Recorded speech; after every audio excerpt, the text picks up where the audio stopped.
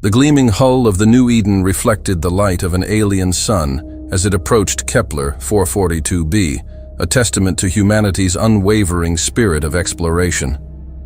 This wasn't just another colony ship, it was the embodiment of humanity's dreams, carrying 50,000 souls ready to plant roots in a new world. Families, scientists, and dreamers alike had left everything behind, driven by the promise of a fresh start beyond Earth's solar system. As the ship entered orbit, billions of viewers back on Earth held their breath. The live feed from the New Eden's external cameras showed a verdant world below, its atmosphere shimmering with the possibility of a new home. Captain Aria Keldor's voice crackled over the intercom, steady despite the weight of history on her shoulders. New Eden to Earth control, we've entered stable orbit around Kepler 442b.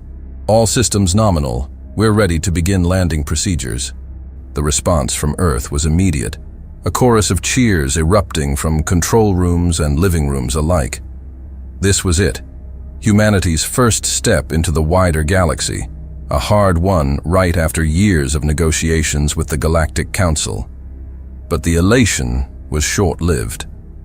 Without warning, a massive ship materialized beside the New Eden, its sleek design unmistakably of Galactic Council origin. The comms crackled to life, and a cold, alien voice filled the airwaves. "Attention, human vessel. This is Inspector Zixalath of the Galactic Council. Prepare for immediate boarding and inspection." Captain Keldor's face, broadcast live to Earth, showed a flicker of concern before her training took over. "Understood, Inspector. We were not expecting an inspection at this stage, but we'll comply fully." As the boarding party approached, tension mounted both on the ship and back on Earth. The Galactic Council's xenophobic faction had been vocal about their distrust of humanity's expansion, but surely they wouldn't interfere with a sanctioned colonization mission. The airlock hissed open, and Inspector Zixalath entered, flanked by armed guards. Their insectoid features were impassive as they began their sweep of the ship. Captain Keldor accompanied them, explaining each area they passed through. "And this," she said, gesturing to a large sealed chamber, "is our seed bank. It contains samples of Earth's flora, essential for establishing agriculture on Kepler 442b. Inspector Zixalath's compound eyes narrowed. "Open it," he demanded. As the chamber's seal broke, a faint, earthy scent filled the air. To human noses, it was the promise of new life. But Zixalath recoiled as if struck. "Bioweapon!" he screeched, mandibles clicking furiously. "You dare bring a planet killer into our space?" Captain Keldor's eyes widened in shock. "No, you don't understand. These are just seeds, plants." But Zixalath was already backing away, speaking rapidly into a communicator. Alarms blared throughout the ship, and the live feed to Earth showed chaos erupting on the bridge. "Galactic Council vessels decloaking on all sides!" the tactical officer shouted, her voice edged with panic. On Earth, billions watched in horror as a fleet of sleek, deadly ships surrounded the New Eden. The colony ship, designed for peace, had no weapons to defend itself. Captain Keldor's voice, still broadcasting, was filled with desperate urgency. "Galactic Council, please. We're a civilian vessel. There are children on board. Whatever you think we've done, we can explain." Her words were cut short as the first energy beam lanced out, slicing through the New Eden's hull like paper. The ship's superstructure groaned, a terrible sound of twisting metal that echoed through space and across the live stream.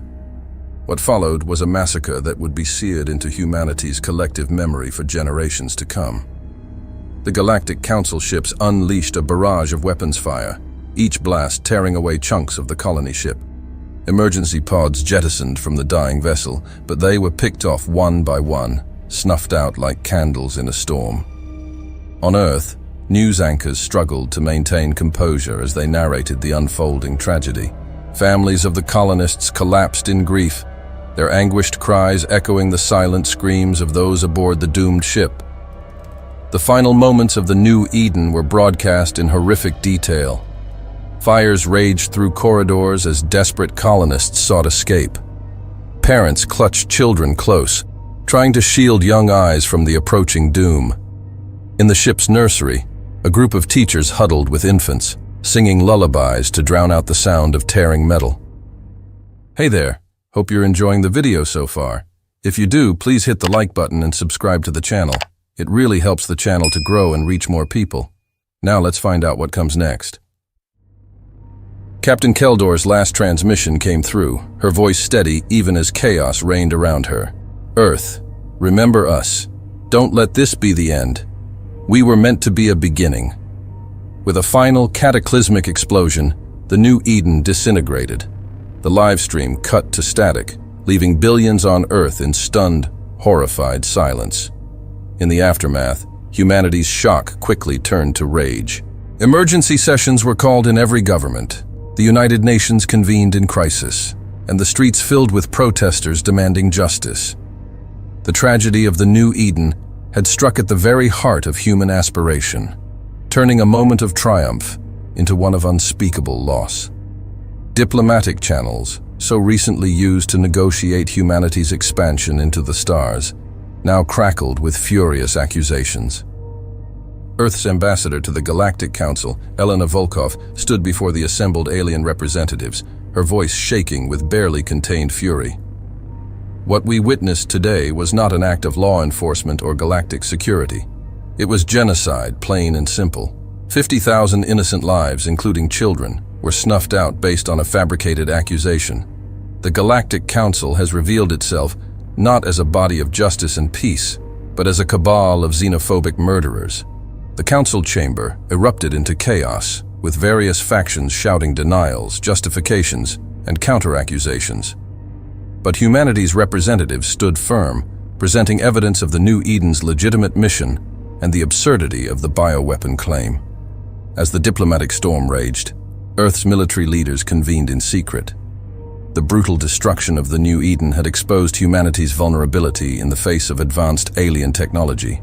But it had also ignited a fierce determination to never again be caught defenseless.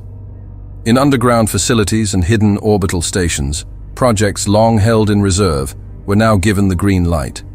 Operation Gaia's Ark, a contingency plan developed in secret since humanity's first contact with alien life, was activated.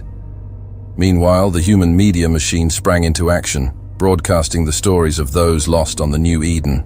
Faces of smiling families, brilliant scientists, and wide-eyed children filled screens across the planet. Their dreams, now forever unfulfilled, became a rallying cry for a species pushed to the brink. Arya Keldor, a 10-year-old girl from Singapore, had dreamed of being the first human to set foot on Kepler 442b. Her video diary, recovered from her family's last transmission, went viral. "I can't wait to see what color the sky is," she had said, her eyes shining with excitement. "Maybe we'll make friends with alien plants." Dr. Alejandro Reyes, the mission's lead botanist, had spent his career developing crops that could thrive in alien soil. His last message to his husband on Earth took on a painful irony. "The seeds we're bringing, they're going to change everything, my love. This is how we'll make the galaxy bloom." These stories, and thousands like them, fanned the flames of humanity's resolve. The loss of the new Eden wasn't just a tragedy. It was an affront to the very essence of human spirit, the drive to explore, to grow, to reach beyond perceived limitations. As the Galactic Council descended into internal strife, with more moderate factions calling for an investigation into the incident, humanity began to move with singular purpose. In factories and laboratories across the globe, production ramped up on technologies that had been deemed too provocative to reveal to the galactic community. The seeds of resistance were being sown, nurtured by grief, and watered with righteous anger. Humanity, long considered a minor player in galactic affairs, was about to show the cosmos what happened when the indomitable human spirit was pushed too far. In orbit around Earth, hidden by advanced cloaking technology, the first ships of humanity's secret fleet began to power up. They were unlike anything the Galactic Council had seen, a fusion of reverse-engineered alien tech and human ingenuity. These vessels were built not just for exploration, but for survival, in a universe that had suddenly become much more hostile. As the engines of these ghost ships hummed to life, a message was broadcast across every channel on Earth. It came not from any government or military leader, but from Thalia Keldor, Captain Arya Keldor's younger sister. Her eyes, red from tears but burning with determination, looked directly into the camera. "They thought they could extinguish our light," she said, her voice steady and clear. "But they forgot, from Earth, we've always looked to the stars. And now, the stars will remember us." As Thalia Keldor's message echoed across the planet, the gears of humanity's response began to turn with unprecedented speed and precision. In a fortified bunker deep beneath the Rocky Mountains, world leaders converged for an emergency summit that would shape the course of human history. The atmosphere was electric, a palpable mix of grief, rage, and steely determination. As the last of the dignitaries took their seats, a figure stepped forward, her presence commanding instant attention. This was Admiral Lyra Vega, a name known to few but respected by all who did. "Ladies and gentlemen," she began, her voice cutting through the tension like a plasma torch through hull plating. "What I'm about to share with you has been in development since we first made contact with extraterrestrial life. Welcome to Project Gaia's Ark." The lights dimmed, and a holographic display flickered to life in the center of the room. It showed Earth, but not as they knew it. Surrounding the planet was a web of satellites, hidden stations, and shipyards, all previously invisible to both civilian and military eyes. "For decades, we've been preparing for this day," Admiral Vega continued, her eyes reflecting the blue glow of the hologram. "While we hoped for peace, we planned for war. The Gaia's Ark is humanity's insurance policy against extinction." The display zoomed in, revealing sleek vessels unlike anything in Earth's known fleet. They were predatory in design, a perfect blend of human ingenuity and reverse-engineered alien technology. "These are the Phantom-class destroyers," Vega explained, a hint of pride in her voice. "Equipped with advanced stealth systems that bend light and sensor readings around them. They're invisible not just to the naked eye, but to any known detection system in the galaxy." Murmurs of awe rippled through the assembled leaders. The Chinese president leaned forward, his eyes narrowing. "And weapons?" Admiral Vega's lips curved into a grim smile. "Oh, we have teeth." With a gesture, the hologram shifted to display an array of weaponry that seemed to defy conventional physics. Quantum-entangled missiles that bypass traditional shields, gravity lances that can tear a capital ship in half. "And this," she paused for effect, "is the Lazarus Protocol. It's a nanotech swarm that can disassemble enemy ships at the molecular level and repurpose the material to repair our own vessels mid-battle." The room erupted in a mixture of shocked gasps and excited whispers. The US president stood, his face a mask of controlled fury. "Why weren't we informed of this project earlier?" "Plausible deniability," Vega replied without missing a beat. "The fewer who knew, the less chance of the Galactic Council discovering our true capabilities.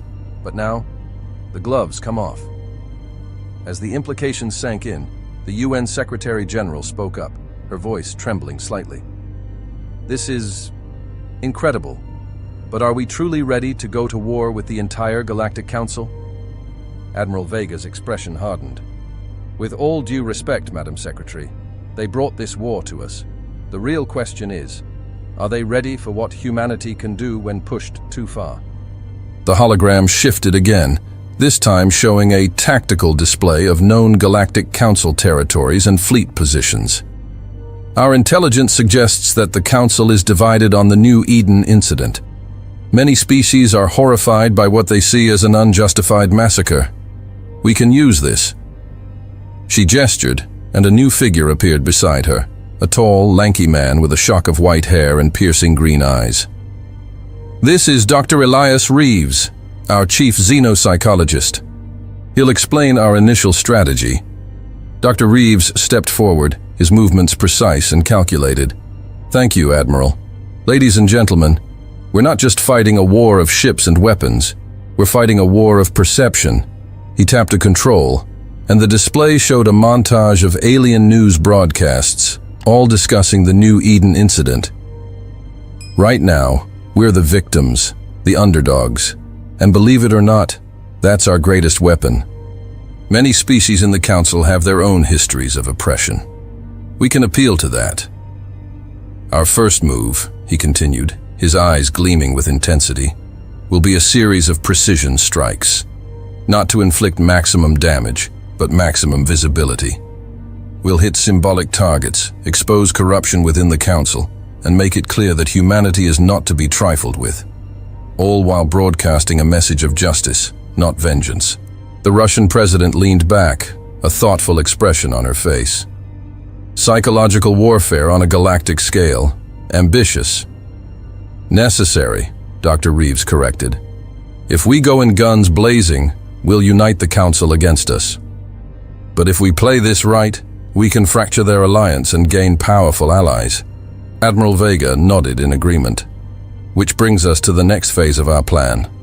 While our Phantom fleet makes its presence known, we'll be deploying special operations teams across Council space. The hologram shifted once more, displaying a group of individuals, each more formidable looking than the last. This is Task Force Nemesis, the best of the best from every nation on Earth, enhanced with cutting-edge biotech and neural interfaces. She pointed to a woman with silver cybernetic eyes and a series of intricate tattoos running down her arms. Major Zara Khoury, our infiltration specialist. Those tattoos? Programmable camouflage that can mimic any known sentient species. Next, she indicated a burly man with what appeared to be metallic scales rippling beneath his skin. Sergeant Viktor Volkov. His dermal plating can withstand vacuum and temperatures that would vaporize a normal human. The list went on, each member of Task Force Nemesis a testament to how far humanity had pushed the boundaries of their own biology in preparation for this moment. Their mission, Admiral Vega explained, will be to gather intelligence, sabotage key Council facilities, and when necessary, eliminate high-value targets. They'll be our ghosts, striking from the shadows, while our fleet draws the Council's attention. The Japanese Prime Minister raised a hand, her face etched with concern. This is all very impressive, Admiral. But what of our civilians, our colonies? Surely the Council will retaliate. Vega's expression softened slightly. We've thought of that too. With a wave, the hologram displayed a series of massive ships, easily dwarfing anything in Earth's civilian fleet. The Sanctuary-class evacuation vessels, each one capable of housing and sustaining up to 1 million people indefinitely. They're already being loaded as we speak. She took a deep breath, her gaze sweeping across the room. Make no mistake, the path ahead will be difficult. We will suffer losses. But for the first time in our history, humanity fights not just for survival, but for our place among the stars. The room fell silent as the weight of the moment settled upon them. It was the British Prime Minister who finally broke the silence, rising to his feet with determination etched on his face. I believe I speak for all of us when I say, Admiral Vega, you have our full support. What do you need from us? Vega's lips curved into a fierce smile. Unity. From this moment on, we are no longer nations divided by borders. We are Earth, united against a common threat. Every resource, every mind, every hand, all working towards our survival and victory. As murmurs of agreement filled the room, Vega turned back to the holographic display. Now let's discuss our first targets. The Galactic Council thought they could extinguish humanity's light. Instead, they've ignited a fire that will burn across the cosmos. Outside the bunker, unbeknownst to the civilians going about their daily lives, humanity's secret fleet was already on the move. Phantom-class destroyers slipped out of hidden docks, their advanced drives leaving no trace as they accelerated towards the edges of the solar system. In orbital shipyards, crews worked round the clock, retrofitting civilian vessels with military-grade shields and weapons. Every scientist, engineer, and tactician on the planet had been mobilized, Their collective genius focused on refining and improving the technologies that would give humanity its fighting chance. As the summit continued deep into the night, plans were made, strategies honed, and a new chapter in human history began to unfold. The galaxy had underestimated humanity's resolve, their capacity for innovation, and their fierce determination to survive against all odds. The Galactic Council had intended the destruction of the New Eden to be a message, a demonstration of their power and humanity's insignificance. Instead, they had awakened a sleeping giant, one armed with technologies beyond their wildest nightmares and a burning desire for justice. As dawn broke over a planet united in purpose, Admiral Lyra Vega stood at the command center of the EFS Reckoning, the flagship of humanity's phantom fleet. Her eyes, reflecting the starfield on the main viewer, narrowed with determination. "Helm," she ordered, her voice steady and sure. "Set course for the Arcturus Gate. It's time to remind the galaxy why you should never corner a species that clawed its way to the stars." The Reckoning's engines flared to life, invisible to all but the most advanced sensors. As it accelerated out of the solar system, it carried with it the hopes and fury of an entire species. Humanity was going to war, and the Galactic Council was about to learn a harsh lesson about underestimating the tenacity of Earth's children. The stars themselves seemed to hold their breath, waiting to see how the galaxy would change in the wake of humanity's wrath. The EFS Reckoning sliced through the void of space, its advanced stealth systems rendering it invisible to even the most sophisticated Galactic Council sensors. On the bridge, Admiral Lyra Vega stood like a statue, her eyes fixed on the tactical display showing their approach to the Arcturus Gate, the massive hyperspace conduit that would propel them deep into Council space. "Status report," she commanded, her voice steady despite the tension thrumming through the ship. Her XO, Commander Alexei Volkov, responded crisply. "All systems nominal, Admiral. Phantom drive operating at peak efficiency. We'll reach the gate in T-minus 30 minutes. Vega nodded, allowing herself a grim smile. "Excellent. It's time to brief the team." Deep within the bowels of the Reckoning, in a chamber shielded by layers of quantum-encrypted barriers, Task Force Nemesis assembled. These weren't just Earth's finest soldiers, they were the pinnacle of human evolution and technological enhancement. Major Zara Kuri's cybernetic eyes whirred as she scanned her teammates, their biosignatures appearing as ghostly overlays in her vision. Beside her, Sergeant Viktor Volkov's metallic scales rippled beneath his skin, adjusting to the room's temperature. The rest of the team was equally impressive. Lieutenant Rin Hayashi, whose neural implants allowed her to process information at superhuman speeds, Corporal Diego Reyes, whose nanotech-infused bloodstream could adapt to any environment, and Dr. Amelia Keldor, sister of the late Captain Aria Keldor, whose genius in xenobiology was matched only by her thirst for justice. Admiral Vega's hologram flickered to life in the center of the room. "Task Force Nemesis," she began, her voice filled with steel. "You represent humanity's best hope for survival and retribution. Your mission is as dangerous as it is crucial." The holographic display shifted, showing a massive space station orbiting a gas giant. "This is Nexus Primaris, the central command hub of the Galactic Council. Your objective is to infiltrate, gather intelligence on the conspiracy behind the New Eden massacre, and if possible, sabotage their defenses for our upcoming assault." Major Kuri stepped forward, her cybernetic eyes gleaming. "How do we get in, Admiral? That station will have security tighter than a black hole's event horizon." Vega's hologram smiled, a predatory expression that sent shivers down the spines of even these hardened operatives. "That's where our ace in the hole comes in." She gestured, and a new figure appeared in the hologram, a tall, willowy alien with iridescent skin and 4 arms. "Meet Zelith, our inside agent. She's a member of the Illyrian species, long oppressed by the Council's xenophobic factions. She'll be your guide and your key to accessing restricted areas." Xylith bowed her head, her voice a melodious whisper. "It is an honor to aid Earth in its quest for justice. My people have suffered much under the Council's tyranny. Perhaps together, we can forge a new path for all species who value freedom. The team exchanged glances, a mix of surprise and determination on their faces. It was one thing to fight for Earth, but the realization that they might be sparking a galactic revolution added a new weight to their mission. Admiral Vega continued, her voice grave. You'll be inserted via a modified escape pod, masked as debris from a recent meteor shower. Xylith will meet you at these coordinates.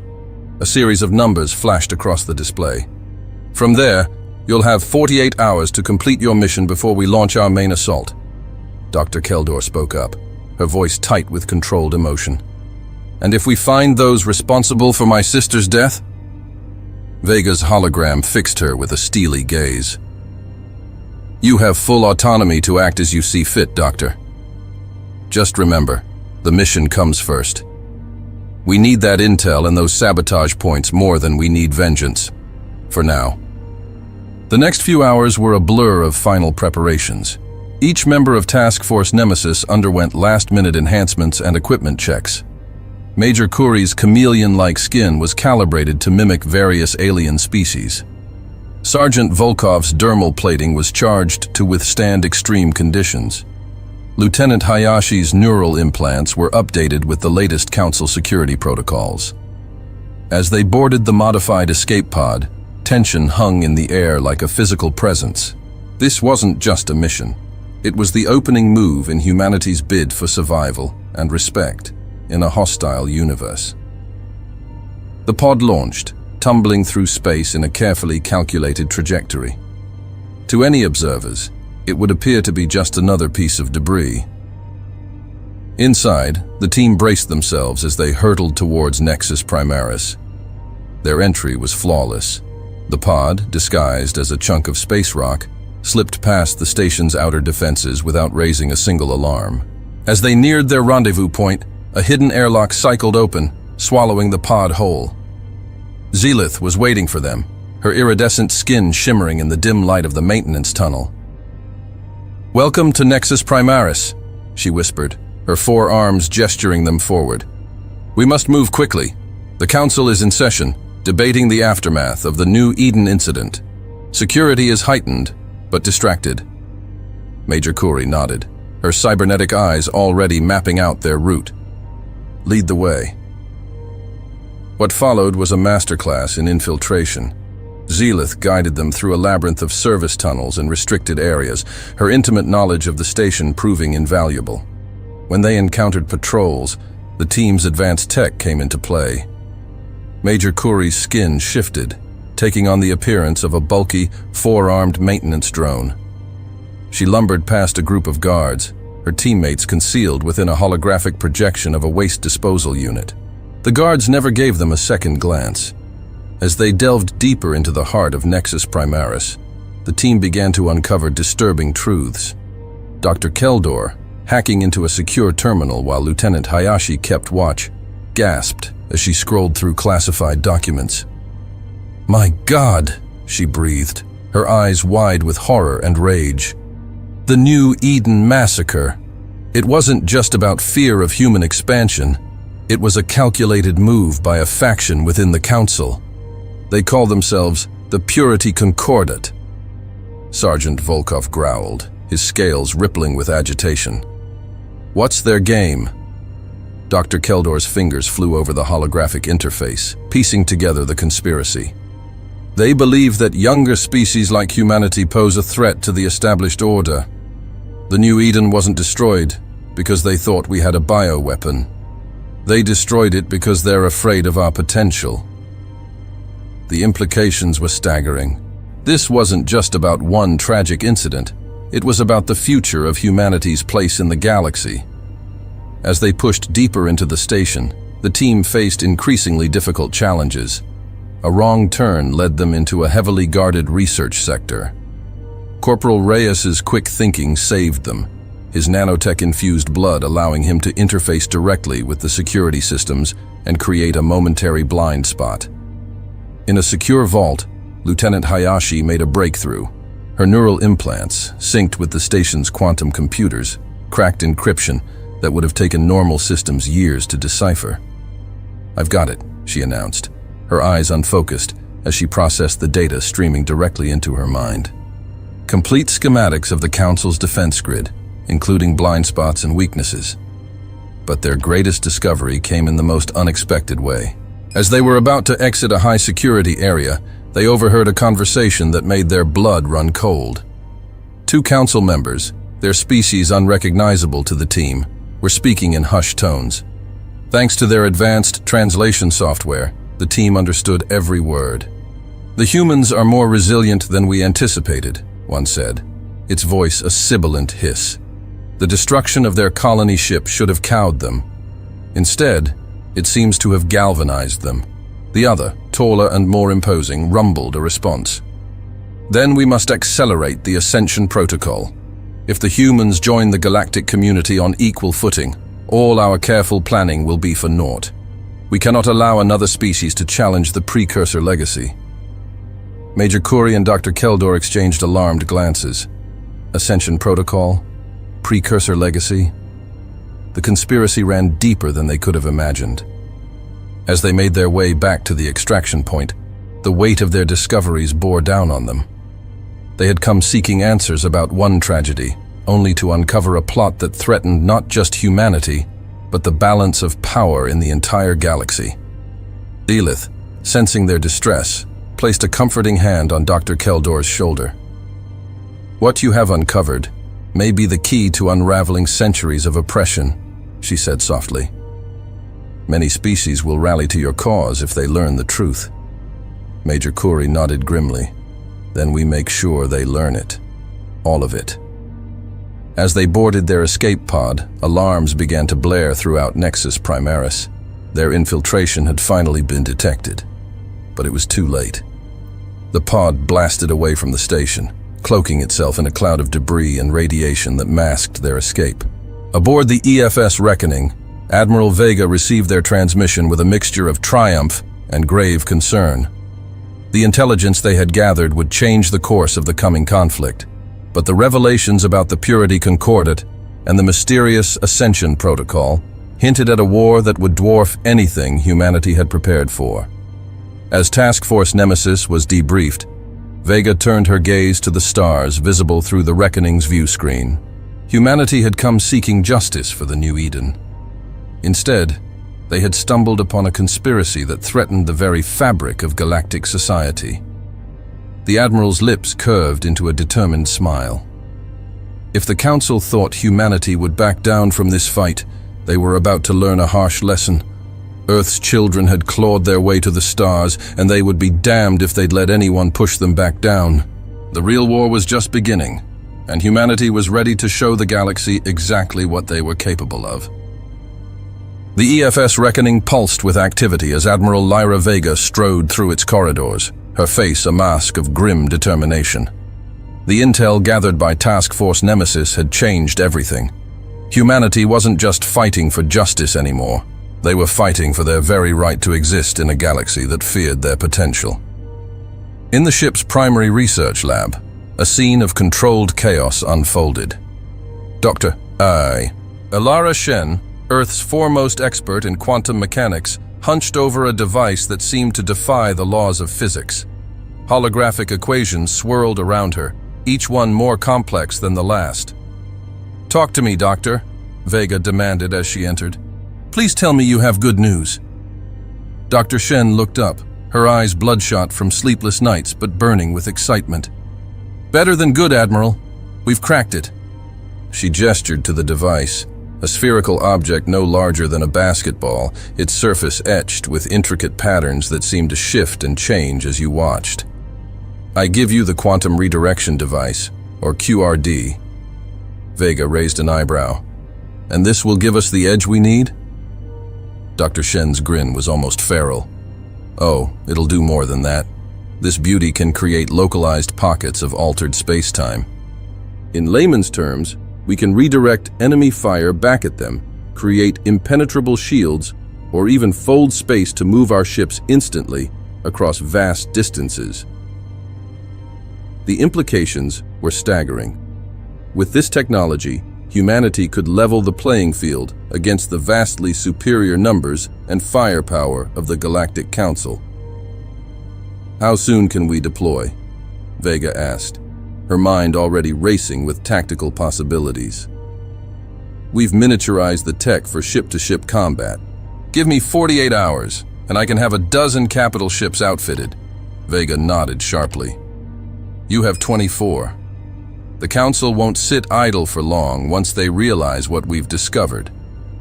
As if on cue, alarms blared throughout the ship. Commander Volkov's voice crackled over the intercom. "Admiral, to the bridge. We've got incoming Council vessels. A lot of them." Vega sprinted to the bridge, barking orders as she went. "Battle stations. All hands prepare for combat. Doctor." "Shen, get that QRD operational on the reckoning now." The bridge was a hive of controlled panic as Vega took her command chair. The tactical display showed a terrifying sight. A fleet of over 100 Council warships dropping out of FTL, their weapons already charging. "They're hailing us," Lieutenant Khoury reported, her cybernetic eyes flashing as she processed the incoming transmission. "On screen," Vega ordered, straightening in her chair. The view screen flickered to life, revealing the insectoid features of Grand Admiral Zixlath, the same being responsible for the New Eden massacre. His mandibles clicked in what might have been amusement or contempt. "Humans," he chittered, "your pathetic attempts at espionage have not gone unnoticed. Surrender now, and perhaps we will be merciful in your extinction." Vega's eyes narrowed. "I think not, Zixlath. You murdered innocent civilians, and for what? Fear? You call us the threat, but it's your purity concordate that's the real danger to this galaxy." Zixlath's compound eyes widened fractionally, the only indication that Vega's words had struck home. "You know nothing," he hissed. "The Ascension Protocol is beyond your primitive understanding. This is your final warning. Surrender or be obliterated." Vega's lips curved into a dangerous smile. "Here's our answer." She cut the transmission and turned to her weapons officer. "Target their flagship. Let's show them what humanity is capable of." The Reckoning's advanced weaponry came to life, a lance of concentrated energy streaking towards Zixlath's ship. But at the last moment, the Council vessel shimmered and vanished, the beam passing harmlessly through empty space. "Cloaking technology," Commander Volkov growled. "Our targeting systems can't get a lock." Vega's mind raced. This was it, the moment that would decide humanity's fate. "Doctor." "Shen," she called over the comm, "please tell me the QRD is online." "Just finished the calibration, Admiral," came the breathless reply. "It's all yours." Vega allowed herself a moment of fierce pride. This was what humanity did best, innovation in the face of impossible odds. "Activate the QRD, create a temporal bubble around our fleet." The effect was immediate and awe-inspiring. A shimmering field enveloped the human ships, distorting the very fabric of space around them. The incoming fire from the Council fleet seemed to slow to a crawl as it entered the field. "Now," Vega commanded, her voice ringing with authority. "Redirect their fire. Let them taste their own medicine." What followed was a display of technological prowess that would be spoken of in hushed whispers across the galaxy for centuries to come. The slowed energy weapons were caught in the QRD's field, their trajectories altered with surgical precision. In a spectacular display of poetic justice, each blast was sent hurtling back towards its point of origin. Explosions blossomed across the Council fleet as their own weapons tore through their shields, ripping hulls apart and sending debris spinning into the void. Zixlath's flagship, its cloak rendered useless by the quantum distortions, took a direct hit from its own main cannon. The massive vessel split in two, secondary explosions chaining through its superstructure. But Vega wasn't done. "Prepare for quantum jump," she ordered, her voice steady despite the adrenaline coursing through her veins. "Let's show them nowhere in this galaxy is beyond our reach." The QRD's field pulsed, and suddenly the entire human fleet vanished, reappearing instantly behind the enemy's lines. Caught completely off guard, The Council ships had no time to react as the humans unleashed a devastating barrage into their unprotected rear. Ship after ship fell to the precision strikes of the human fleet. Those that attempted to flee found their hyperdrives mysteriously malfunctioning, the QRD's influence reaching out to disrupt their escape. In the span of mere minutes, the tide of battle had turned completely. The mighty Council armada, which had arrived expecting an easy victory, was now in full retreat, leaving behind a graveyard of twisted metal and shattered dreams of human subjugation. As the last enemy ship flickered into hyperspace, a cheer went up across the human fleet. They had done it. Against overwhelming odds, humanity had not just survived, they had triumphed. But Admiral Vega knew this was just the beginning. As reports of the battle spread across subspace channels, the galaxy erupted into chaos. Long-oppressed species, emboldened by humanity's victory, began to rise up against their Council overlords. The Illyrians, led by Xylith, were at the forefront, broadcasting the truth about the Purity Concordat and the Ascension Protocol to anyone who would listen. On 100 worlds, revolution bloomed like wildfire. The carefully maintained order of the Galactic Council began to crumble, their web of lies and manipulation exposed for all to see. Back on the Reckoning, Vega received transmission after transmission from alien species seeking alliance, protection, or simply wanting to understand how humanity had achieved the impossible. But amidst the triumph, a sobering realization set in. The Ascension Protocol, whatever it was, remained a looming threat. And somewhere out there, the true architects of the Purity Concordat were undoubtedly regrouping, planning their next move. Vega turned to her crew, her eyes blazing with determination. "This victory is sweet," she declared, "but our fight is far from over. The galaxy is watching, waiting to see what we'll do next. It's time to show them that humanity isn't just a species to be feared. We're the allies they've been waiting for, the key to breaking the chains of oppression, once and for all." As the Reckoning set course for Earth, carrying with it news of their incredible victory, Vega couldn't help but feel a sense of destiny.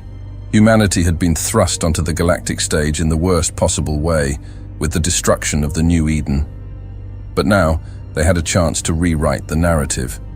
They would be the spark that ignited a revolution, the shield that protected the downtrodden, and the sword that cut through millennia of lies and manipulation. The Galactic Council had sought to extinguish humanity's light. Instead, they had fanned it into a blaze that would reshape the very foundations of galactic society.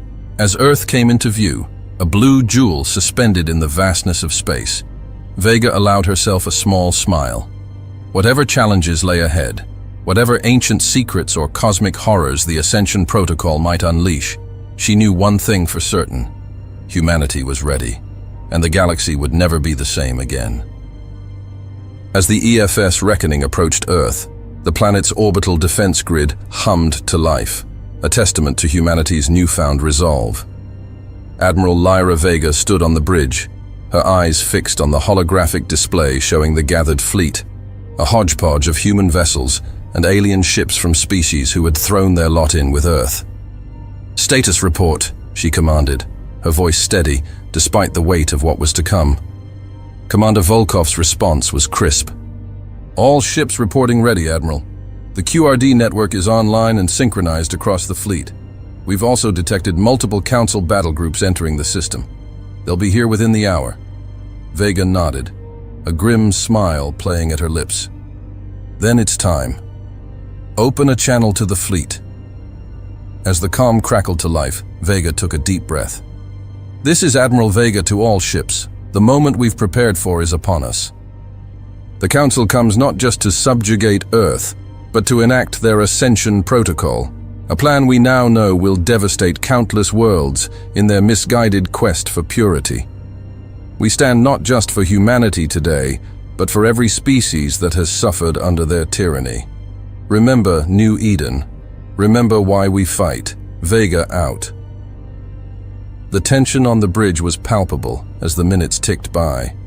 Suddenly, space itself seemed to ripple as the Council fleet dropped out of FTL. It was a sight to behold, Hundreds of ships, from nimble fighters to massive dreadnoughts, their hulls gleaming with an otherworldly sheen. At their center, a colossal vessel unlike anything they'd ever seen before slowly materialized. Its surface writhed with tendrils of dark energy, as if it was barely constrained by physical laws. "By the stars," Dr. Shen breathed, her eyes wide as she analyzed the readings. "That ship, it's not just a weapon, it's the key to the Ascension Protocol. If they activate it here," Vega's jaw clenched, "then we make sure they don't. All ships, engage, activate QRD defenses, and target that monstrosity." The battle erupted in a dazzling display of advanced weaponry. Quantum redirected energy beams lanced across space, catching Council ships off guard. Fighters danced between larger vessels, their pilots pushing the limits of what was thought possible. But the Council flagship remained untouched, protected by shields that seemed to absorb every attack thrown at it. Worse, wherever its tendrils of dark energy touched, reality itself began to warp and tear. "We need a new plan," Vega growled, watching as another Allied ship succumbed to the flagship's otherworldly assault. "Dr. Shen, talk to me. What are we dealing with?" Shen's fingers flew across her console. "It's using principles similar to our QRD, but on a scale we never imagined. It's not just redirecting energy, it's rewriting the fundamental laws of physics in localized areas. If it fully activates..." "The Ascension Protocol," Vega finished. "The forced evolution of the galaxy, regardless of the cost. We need to shut it down, now." As if in response to her words, a transmission cut across all frequencies. The holographic image of a being appeared, not the insectoid features of Zixlath, but something older. Its form seemed to shift and change, as if struggling to maintain coherence in normal space. "Humans," it intoned, its voice resonating on a frequency that made everyone's teeth ache. "Your resistance is admirable, but futile. The ascension is inevitable. Join us, and you may yet have a place in the new order." Vega's eyes narrowed. "And who exactly are we talking to? The real power behind the Purity Concordat, I presume." The being's form rippled, almost like laughter. "We are the precursors, the first to achieve sentience in this galaxy. For eons we have guided the evolution of lesser species. The ascension is the culmination of our work, the forced evolution of all life to a higher plane. Resistance will only bring suffering." Vega's mind raced. This was bigger than they had imagined. But in that moment of realization, a plan began to form.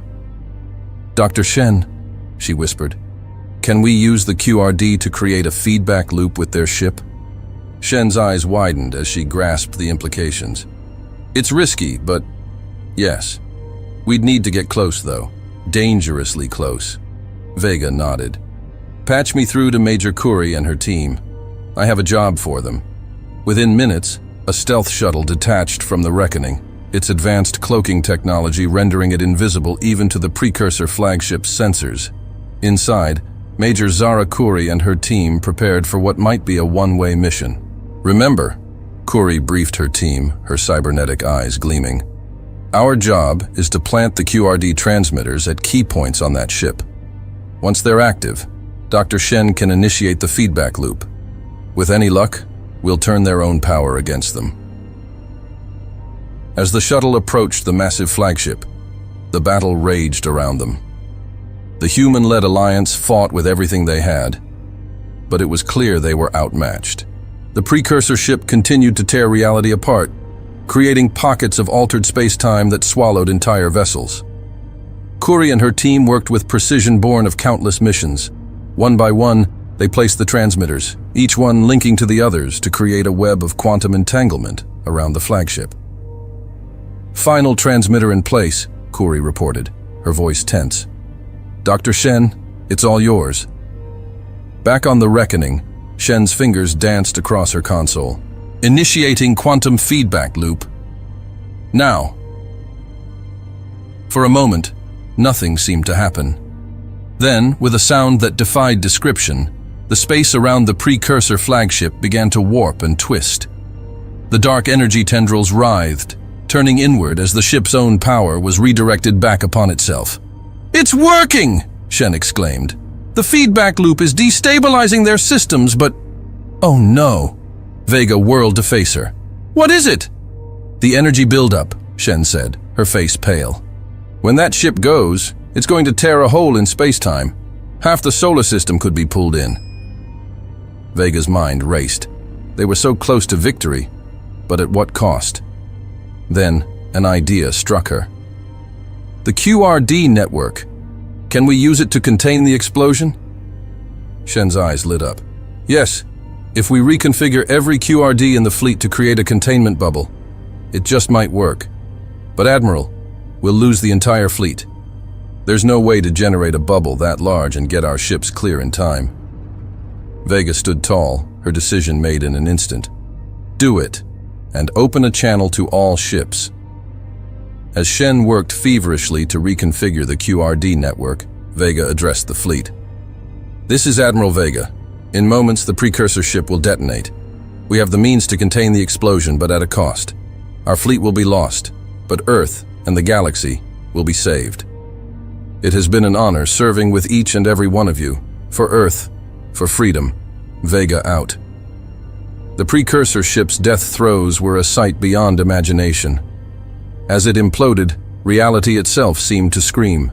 But true to Shen's calculations, the combined power of hundreds of QRDs created a shimmering bubble of altered space-time around the detonation. From Earth, it looked as if a new star had been born and then snuffed out in the span of a heartbeat. When the light faded, there was nothing left of the once mighty fleets that had clashed in epic battle. Nothing except a single, battered stealth shuttle carrying Major Corey and her team. In the days that followed, the full scope of what had transpired became clear. With the destruction of the precursor ship and the sacrifice of the human-led fleet, the Purity Concordat's hold on the Galactic Council crumbled. Inspired by Earth's victory, oppressed species across the galaxy rose up, overthrowing their former masters. A new era of galactic cooperation dawned. The reformed Galactic Council, with Earth as a key member, set about dismantling the corrupt systems that had allowed the Purity Concordat to flourish.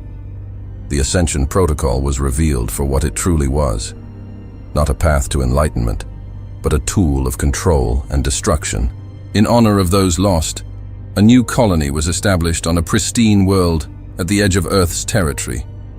They named it Eden Reborn, a symbol of humanity's resilience and a beacon of hope for the future. As the remnants of Admiral Lyra Vega's fleet drifted silently through the void, the galaxy mourned the loss of its most courageous defender. The stars seemed dimmer in her absence, and across countless worlds, tales of her final stand spread like a beacon of hope in the darkness. She had given everything to protect not just humanity, but all life, facing the wrath of the precursors so that others might live. On the EFS Phoenix, a newly commissioned flagship, her surviving crew gathered in solemn reflection, the weight of her sacrifice heavy in their hearts. Captain Elias Kerr, who had once served under Vega, stood on the bridge, his eyes wet with unshed tears as he addressed the crew. "We came to the stars under Admiral Vega's command, believing we were fighting for justice.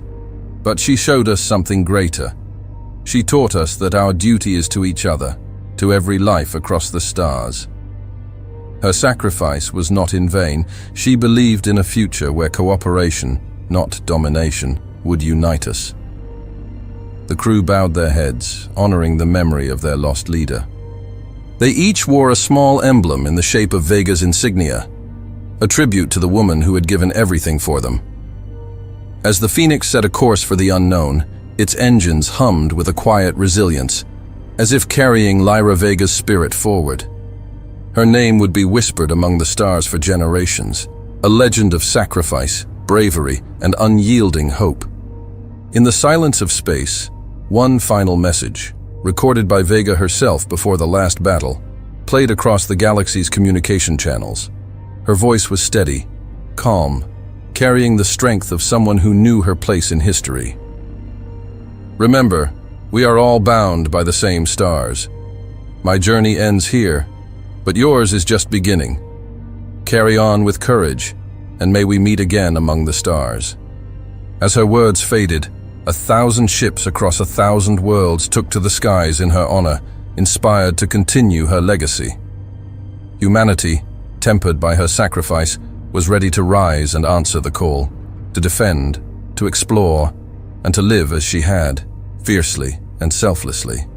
And though she was gone, Admiral Lyra Vega would forever be the spark that ignited a galaxy united in peace. Hey there again. I'm glad you've come so far. Hope you enjoyed the video.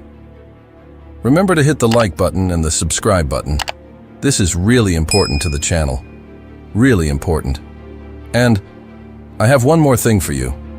I've chosen another video for you to watch. Just click the card here, or here if you want the whole playlist. See you there.